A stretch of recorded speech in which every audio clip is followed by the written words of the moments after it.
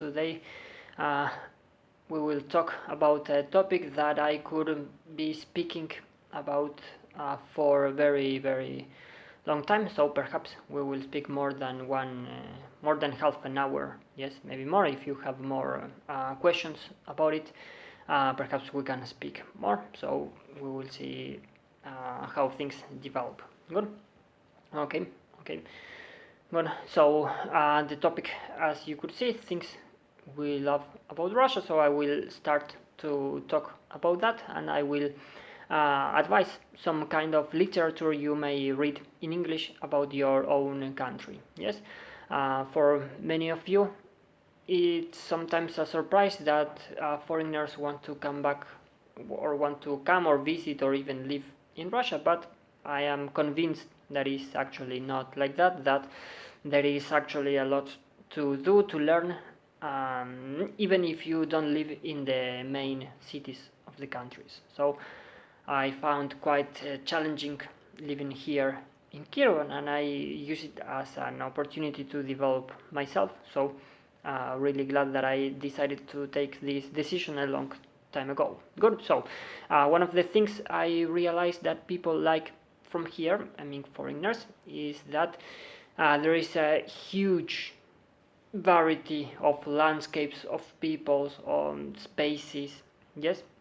So when we think about Russia, we feel attracted by the possibility of traveling very long time in a country. Yes, and you are still there. Okay. Hello, Ivan. Nice to see you back. Well, and well, so for us it's like a dream, have the possibility to travel from one of the corners of Russia to the others, for example taking a train. Yes, for us it's kind of romantic to sit in the Russian trains, to observe the traditions people follow, to take a look on the different kind of landscapes. Yes, most of countries don't have such a huge forest as you do here, so that is something we can endlessly watch. Good. Okay. Once we began to travel, and we began to be surprised about how the time zones can change. Yes, so that adds some exotic, and how do people began to look different. Yes, sometimes when we think about Russia, we only think about them like the typical Russian who lives in Europe, but actually there is a much wider variety of people, so we don't know about that, and when finally we see it, we get very surprised because of that. Good. Especially if a foreigner has the opportunity to go to the Far East. Yes, you see people looking not like Europeans but more like Asiatic, more like Eastern people. So for us that is difficult to understand and very exotic at the same time. Another topic is that usually most foreigners come here during the summer months. Yes, nevertheless we don't expect that the country can be quite hot.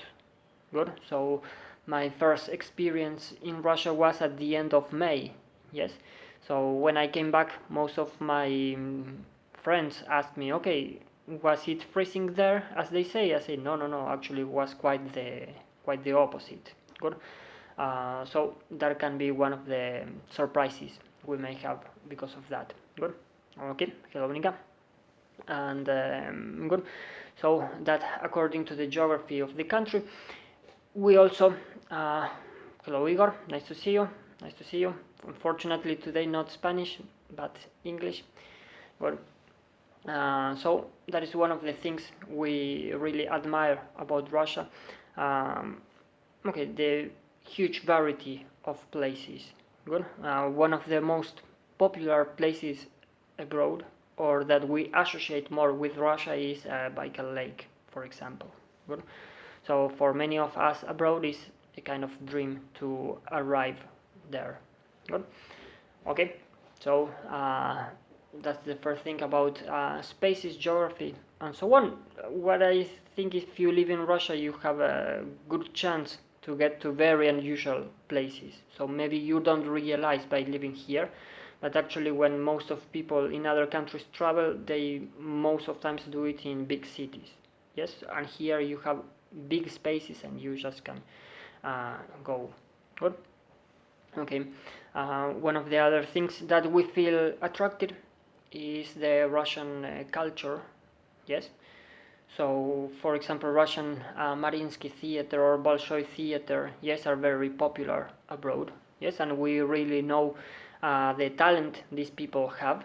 Yes, and it's not surprising that some people abroad knows the Russian ballet dancers there. Good. So names like Maya Plisitskaya abroad are very well known for us. Good. So having the possibility to see a spectacle there, okay, is something we would really like to do it. Well, I always like reading, so this time is in Russian, but it's possible to buy some books about history of theater in Russia, and is known for people, and we enjoy reading about that. Good, not only about theater, about ballet, but when we also talk about literature, we understand that best writers in the world historically came from Russia. So we are interested to know about their lives, their experiences. Some of them had very troubleful lives. Yes, some of them were very close to death, and they were forgiven at the last time, so they could transfer that experience in some of the masterpiece of literature. Yes, so we really appreciate that. Yes, and we thank you for all of that. Yes. If we continue talking about readings, so it's very common that abroad we have books like this one, in this case the Cambridge History of Russia. So they try to, in 500 pages, to talk about all the literature here, and of course this is an impossible task. But when you begin to read and you see the commentaries about some of those so famous writers, okay, you begin to understand that the phenomenon of Russian literature is not only Tolstoy, Dostoevsky, and so on, but it's something much wider. Yes, so even if you look at the different times of Russian history, you have someone really attractive to read. Good. So books like this are not seldom to be found in the bookshops in our countries. Good. So once again, we are really thanks to Russia because of these geniuses of world culture, we can say. Good. If we talk about some of them, okay, maybe my favorite of all of the Russian writers is, you know him, Anton Chekhov. Is like, we sometimes are surprised that why are not so famous Russian philosophers. Yes, and the explanation for all of this is that people like him actually were the real philosophers. So they didn't need to write some kind of books about human behavior and so on. Okay, they did it in form of literature, and in that way they found possible to speak to a wider quantity of people. So why they are classics? Okay, because what they wrote, for example, in his case, at the beginning of 20th or at the end of 19th century, okay, you can still read that and understand modern Russia according to what a man like him wrote. I brought his example because it was a man. Usually writers in Russia are not only writers. Yes, so in his case he was a doctor, so he could have a lot of experience to understand what's the human nature and so on. Usually writers abroad, they only had the profession of writer.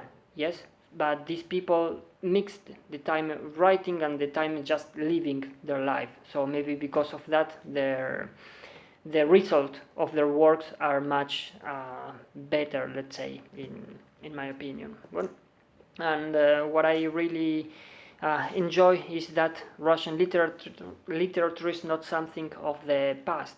Yes. Nowadays we have a wide range of writers that are still doing their job to describe what Russia is nowadays, and we of course like to read about that, but unfortunately modern writers are not translated so often into foreign languages. Yes, maybe the most famous, I'm thinking some cases like Viktor Pelevin or Sorokin and Chekhov too are translated, but not massively, so you need to look very carefully on that. Good. And what I like also is that Russia brings you the possibility to get closer to these kind of people. Good. One of the most interesting encounters I have with locals was with a writer who is from Kirov. His name is Dmitry Likhanov, and he has a book. It's called Bianca. Good. Perhaps this is one of the best books I have ever read. I really recommend you to read it. It's not very long, but it's very deep. Yes, it tells the story of a dog who was born in a village in Arhangelsk region.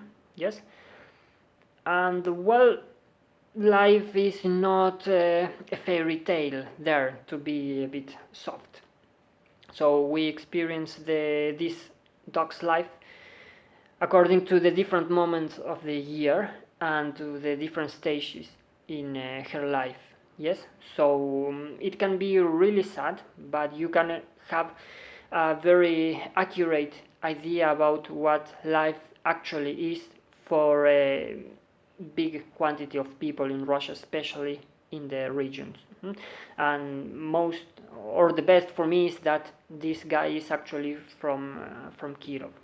So that is really interesting to have the possibility to meet, to speak with this kind of people. Good. I think maybe nowadays Russian literature needs more, I don't know, perhaps marketing abroad or something like that, because this really deserves to be translated into other languages. I think after reading a book like that, it's not necessary to watch the news or to read about politics or economy to understand what modern Russia actually is. Good. So very, very thankful to this person.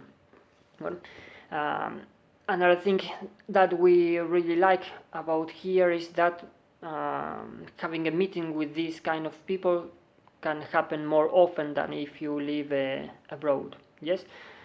Before that, I haven't got the opportunity to meet with a writer, and maybe one of the most interesting meetings I ever had was, I guess it was like 3 years ago, at the beginning of 2017. Yes, I was walking in Moscow at the beginning of January.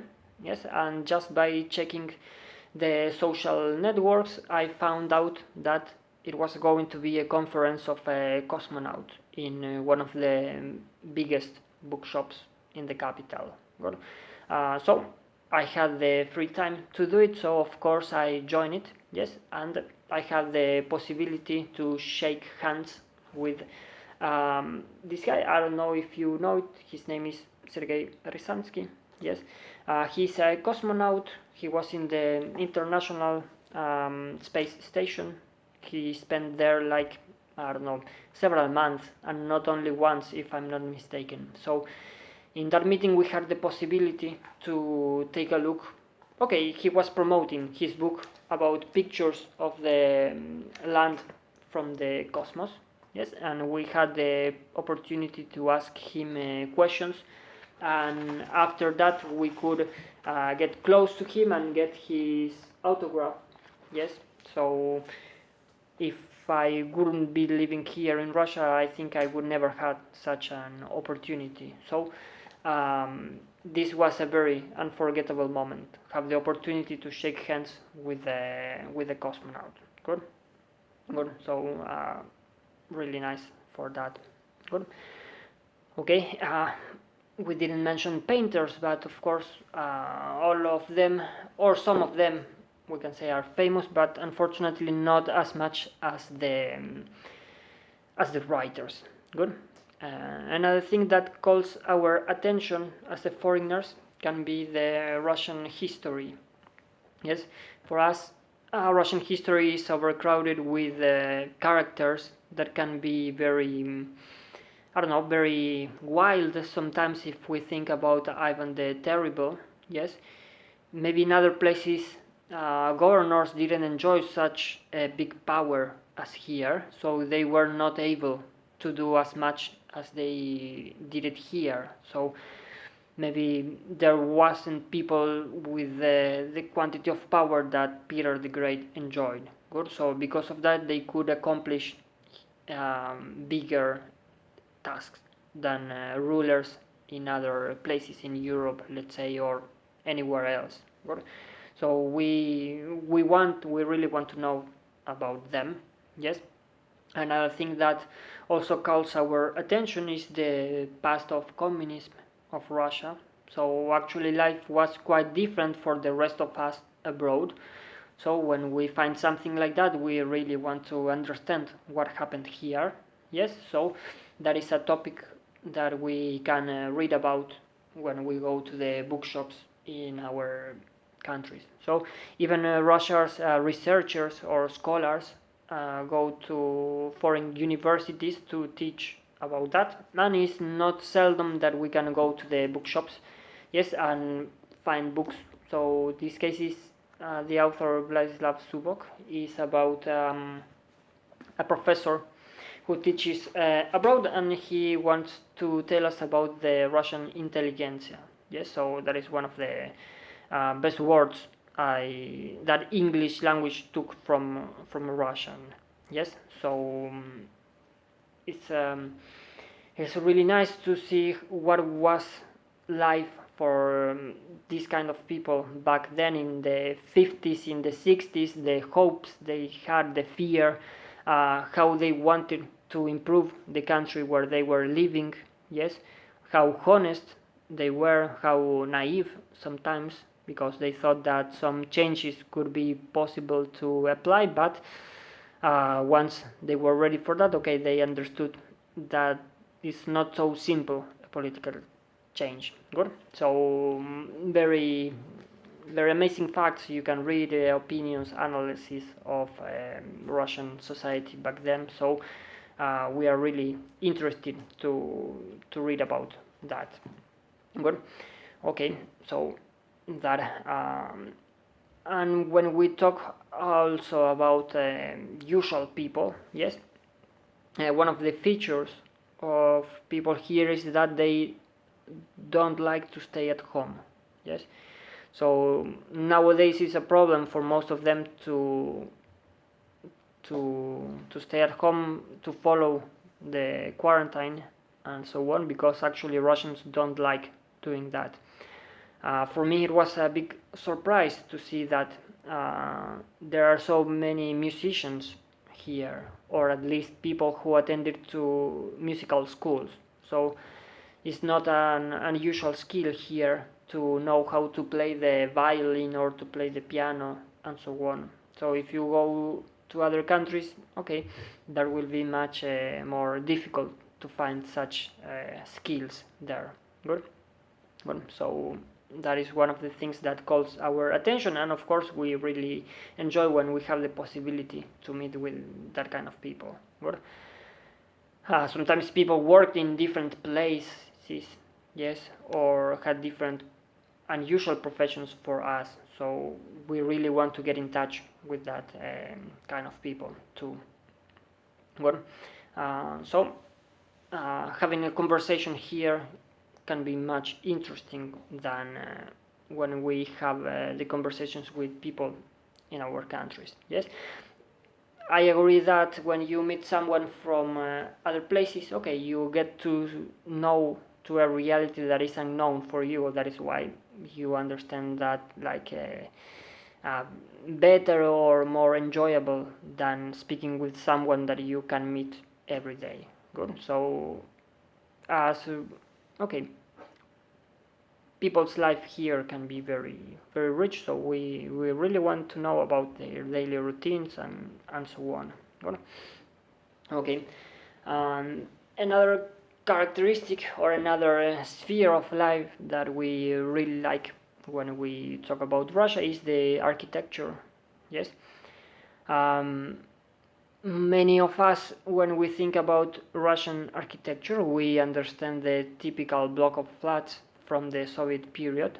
Yes, but at the same time we know that this is not the only thing we can appreciate here, because perhaps the most famous building in Russia is Moscow Kremlin. Yes, and that's, even if it has the influence of Italian architects and so on, we understand that product is typical from Russia. So we recognize that, and when we think or we see that kind of towers, walls, and so on, okay, that comes to our mind. It can be only Russia. Good. So of course, we really enjoy visiting that kind of places. Good. And once we began to go deeper into Russian architecture, we sometimes find really extravagant examples. For example, I didn't know before coming here there was a movement in architecture called Soviet modernism. Yes, it was a kind of special architecture that was maybe not for elite but for some special buildings or constructions. Yes, so you could see quite futuristic stuff for the 60s, 70s, and so on. So you understand that the Russian architecture is not only gray, boring, and so on. Is much more than that. So we are positively surprised when we can get closer to that phenomenon. Good? Okay. And not only that, we know about Russian religion, about the Orthodox world, and for many of us, it's a dream when we have the possibility to get closer to the Russian wooden architecture. Yes, so there is a writer, as an American writer, I really recommend. Yes, if you couldn't see, William Craft Broomfield is his name.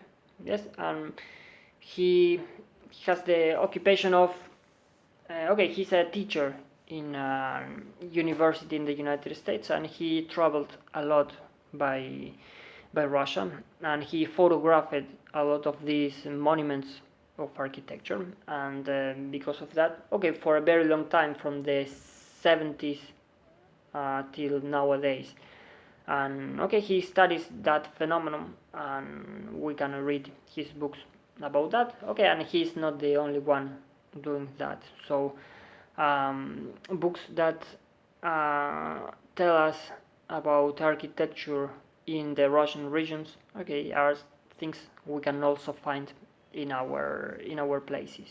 Good. Once again, when we travel, if we have the possibility, that is something that we, of course, want to do. Good. Okay. And the other side of Russia is that maybe it's like kind of mystic side. From this, I guess, we began to understand once you began to live here or began to spend some time, and we don't expect that Russians have so many superstitions. Yes, so for me it was difficult to understand that people don't shake hands when they are under the door. Yes, people can whistle at home as well, so I was not expecting something like that. Yes, and people always tells and believe in clairvoyance, someone who can predict your future and so on. So once you began to get into that world, you also want to know a bit more about that. But and of course, all of that was also written. So one of the books I really enjoyed reading was this about shamanism. Yes, and it's the story of one writer, one professor at university that goes to the Russian Far East. Yes, and meets one of these persons, and he this guy has like a kind of special connection to the nature and so on. So maybe because of the waves in the sea, he can understand where the fish are hiding. Yes, after spending so much time in the nature, he can understand what animals can be close, because he began to feel the smell of them much better than we do it when we live in the city. Yes, okay. And of course, about human psychology, human behavior. Yes, so yes, he's a kind of mystic, but it's a lot of stuff he knows because of paying attention to some details that we forget in our urban lives. Good. Okay. So that's really worth reading. Yes, unfortunately, we don't know too much about that abroad, but when we moved here, okay, we began to understand a bit more about that part of Russian reality. Good. So very pleasant to know about that. Good. Okay. Good. I don't know if you have any questions about that. I think I talked too much about it for today. I hope I guess it's a topic we can continue developing in our meetings. Yes, so for sure, maybe not if, for one conversation, but from time to time we will refer to that again. Good. Good. So I guess that was all for today, and I hope to see you, and we will see it next week. So wish you a nice weekend. Yes, and see you soon. Goodbye. Hope you enjoy the conversation.